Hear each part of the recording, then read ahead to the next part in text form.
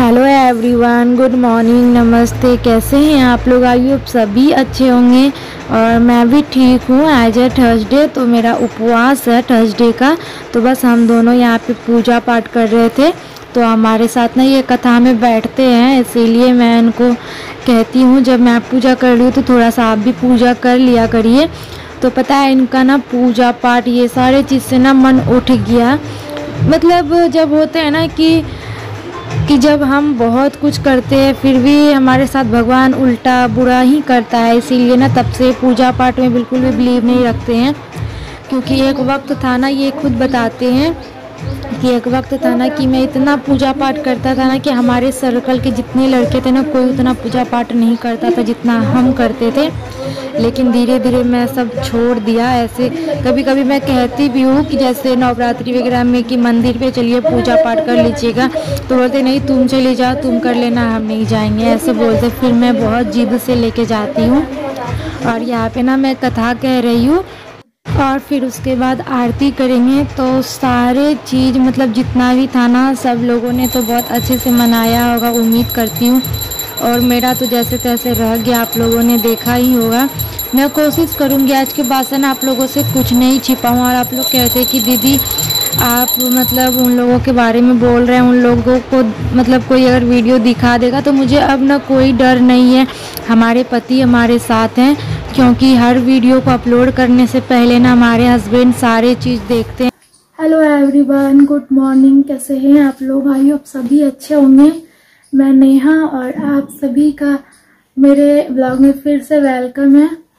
तो कल मैंने ब्लॉग डाला था जो मैं बहुत दिन से हर चीज़ को छुपा रही थी, लेकिन ना जब कहते हैं ना कि जब पानी सर से ऊपर हो जाता है ना तो फिर इंसान को अपनी सांस को भी छोड़ना ही पड़ता है।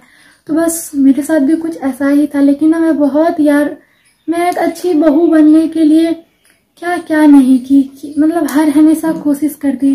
कहते हैं ना कि दुनिया में जो सबको लेके चलने का सोचता है ना वो अक्सर पीछे रह जाती है। तो बस वही मैं हूँ कि मैंने हर हमेशा कोशिश किया कि सबका खुशी को लेके चलूँ, सबको खुशी, जिसको अपनी खुशी तक छोड़ दी इन लोगों की खुशी के लिए। मैंने क्या क्या नहीं किया, पढ़ाई तक छोड़ दी, बहुत कुछ ऐसा। लेकिन फिर भी चलो कोई नहीं। कहते हैं ना एक इंसान जो होता है ना वो कभी नहीं अपने आप को चेंज कर पाता है, लास्ट में हमें ही बदलना होता है। आप लोग कहते हैं कि सिस्टर सबकी लाइफ ऐसी ही है। मुझे नहीं पता कि मैं इतना करने के बाद भी क्यों बुरी हूँ, क्यों नहीं अच्छी लगती मैं किसी को भी। पता है मेरी आज थोड़ा सा तबीयत ठीक नहीं है। तबीयत क्या मतलब, आज 3 दिन के बाद मैं ब्लॉग करना स्टार्ट की हूँ। आज है थर्सडे और मेरा उपवास भी है। बिल्कुल ये मन नहीं था कि मैं उपवास रखूं। अंदर से काफ़ी ज़्यादा टूटी हुई हूँ और काफ़ी मैं बीमार हूँ, अंदर से तबीयत मेरा ठीक नहीं है। फिर भी आप लोगों ने कहा सिस्टर आप अपना फर्ज निभाओ। मैं हर रोज कितना भी कुछ क्यों ना हो, कितना भी घर में कलेश क्यों ना हो, थोड़ी देर के बाद मैं हर रोज अपना फर्ज निभाती हूँ और हर हमेशा मैं अपना फ़र्ज निभाती हूँ। शायद आप लोगों ने, और आज भी मैं चली अपना फ़र्ज निभाने के लिए। डियर मैं इतना रोई थी ना दीपावली के दिन, दिवाली वाली दिन इतना रोई थी। क्यों नहीं रोऊँ यार, सब कितने खुशी से अपनी छोटी सी फैमिली के साथ खुशियाँ मना रहे थे, लेकिन एक मैं थी जो कि वो दिन को याद करती हूँ ना अभी भी मेरे दिल ना झकझोर उठती है। सच में मैं बहुत रोई थी। सबसे ज़्यादा तो मैं आराध्या के लिए कि हमारी बच्ची एक भी फुलझड़ी वगैरह उस दिन कुछ नहीं जला पाई, बहुत ज़्यादा मुझे दुखी हुआ। तो यार कभी कभी ना ज़िंदगी से तो ऐसे ही बहुत पहले ही हार चुके हैं। तो वो तो पता है मुझे कि मैं अब किसी को खुश शायद कर भी ना पाऊँ, लेकिन कोई मुझे जलील करने के लिए, वो कहते हैं ना कि मेरी खुशी किसी से देखी नहीं जाती। ये बात सही है कि मेरी जो खुशी है ना मतलब अपनी फैमिली के साथ भी खुश हो, फिर भी नहीं, अगर सबको लेके चलो तो फिर भी मैं गलत ही, तो बोले चलो अब गलत ही बनने में फ़ायदा है। जब अब अच्छे बन के जब गलत साबित हो गए हैं तो अब गलत ही बन जाते हैं, है क्या नहीं। और ना भी मैं सुबह का नाश्ता बना दे रही हूँ। तो नाश्ता में ना मैं आलू और परवल की भुंजिया छौंक दी हूँ और इधर पराठा मेरा बन रहा है। तो आराध्या के पापा बोले पराठा ही बना देने के लिए। और सच बताऊँ ना तो मेरा तबीयत बिल्कुल भी आज ठीक नहीं था कि मैं कोई काम करूँ या कुछ भी, क्योंकि मैं बहुत रोई हूँ, जिसकी वजह से मेरा आँख तो इतना ज़्यादा दर्द कर रहा था ना कि मतलब मैं ही जानती हूँ इतना ज़्यादा दर्द हो रहा था, फिर भी जो मेरा फ़र्ज़ है वो मैं निभा रही हूँ। और मैंने इनको दे दिया नाश्ता, फिर मम्मी को यही दिए होंगे शायद नाश्ता, मैं नहीं दी, मैं निकाल दी सिर्फ, क्योंकि मम्मी तो मैं शक्ल भी नहीं देखना पसंद कर रही है, इतनी बुरी हूँ मैं, तो इसीलिए मैं निकाल के दे दी इनको, ये दे आए। और फिर ना यहाँ पे थोड़ा शरबत मैं पी लेती हूँ, क्योंकि मेरा उपवास ही रहेगा, तो इसलिए मैं शरबत पी लेती हूँ थोड़ा नींबू पानी बना करके। तो ये बोले कि थोड़ा हमको भी देना। और यहाँ पे ना टीवी चल रही थी, तो ये टीवी ही मतलब न्यूज़ देख रहे थे, और मैं ना आराध्या को सुलाने का कोशिश कर रही थी।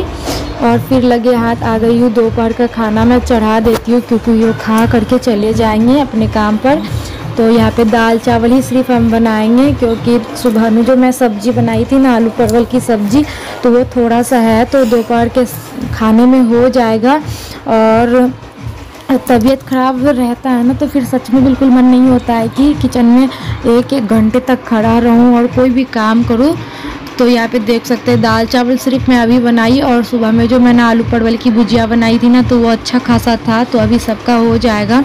और बाकी बात मैं ना सारे कामों में लग जाती हूँ। और आप लोगों ने पूछा था ना कि दीदी उस दिन किस बात के लिए टेंशन हुआ था आपके घर। दिवाली के दिन तो हुआ, लेकिन धनतेरस के दिन भी ऐसा ही कुछ हुआ था। सबसे पहले मैं आपको धनतेरस के दिन वाली बात बताती हूँ।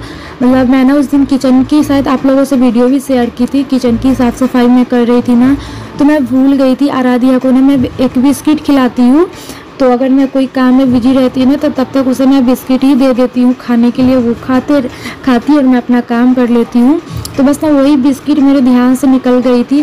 और कभी कभी आपके दिमाग में जब 10 रंग की बातें चलती है ना, अभी ये काम है वो काम है, तो फिर आपको सामने रखी चीज़ भी नहीं दिखती है। तो वही मेरे साथ हुआ क्या कि बिस्किट ना मतलब थोड़ा सा कोई चीज़ से दबा हुआ था, और मैं ना हस्बैंड जी से पूछी कि आप बिस्किट जो रात में लाए थे तो वो खाए थे क्या, क्योंकि ना कभी कभी ये ना बिस्किट खा लेते थे। बस छोटी सी बात है, आप लोग भी सोचोगे इस बात को। और मतलब तो ना मैं इनसे पूछी कि बिस्कुट खाए थे क्या, तो फिर पता है मम्मी भी बगल में थी। मैं डर से उससे कोई बात नहीं पूछती हूँ कि मुझे पता है कि किस टाइप की है, इसलिए मैं डर से कोई बात उनसे नहीं पूछती हूँ। तो उन्होंने कहा कि नहीं हम तो नहीं खाए हैं, देखो यहीं कहीं होगा, अगर होगा तो फिर मम्मी पता है क्या होता है कि मतलब कि अंधी हो गई कि सामने में सामान रहता है दिखता नहीं है, बताओ।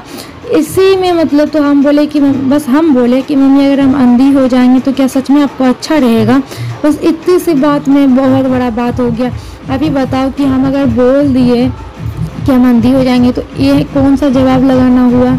तो मतलब हर हमेशा छोटी मैं तो कभी देखो अपने तरफ से हर कोशिश करती हूँ, जो मेरा फ़र्ज़ है वो निभाऊँ, लेकिन ना नहीं कहते हैं कि ना करना चाहता है इंसान, ना इंसान करने देना चाहता है। और फिर दिवाली के दिन क्या हुआ, दिवाली के दिन जो हमारे हस्बैंड जी है ना, वो पूजा पाठ जैसे ही नहा के आए ना, जो सैंडो गंजी होता है ना वही पहन के पूजा रूम में चले गए पूजा का सामान वगैरह सजाने के लिए। और मैं ना किचन में खाना बना रही थी, तो जैसे वो गए ना तो हम बोले कि शर्ट पहन लीजिए जी, क्योंकि शर्ट पहनिएगा तो हम वीडियो वगैरह भी बनाएंगे, तो सैंडो गंजी में तो ठीक नहीं लगता है ना। तो ये बोले क्या ठीक है हम पहन लेते हैं। और उसी बीच मम्मी चाय बनाने के लिए बोली थी, तो उसको क्या लगा कि मैं बेटे से आके कह रही हूँ कि चाय नहीं हमसे बनेगा। बताओ जी, हम इतना सारा काम दिन भर करते, एक चाय बनाने में मुझे क्या हो गया था, और मैंने चाय चढ़ाया भी था। और बस इसे में ना मम्मी पूरा बोलने लगी कि एक चाय बनाने बोले तो वीक हो गया, ऐसे ऐसे खूब मतलब बोलने लगी थी।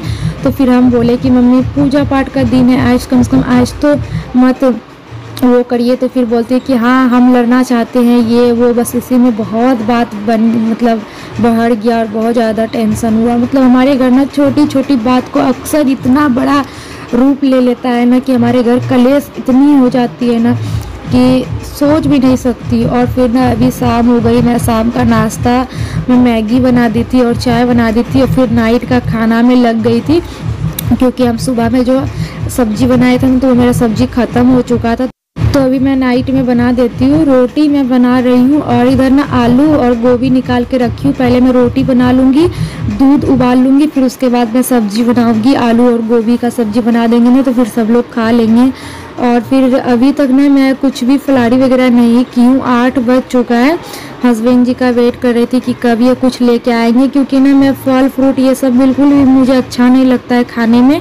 मतलब कुछ भी थोड़ा सा कोई मिठाई वगैरह ही एक आधा खा लूँगी ना, बस वही खा के मैं रह जाती हूँ।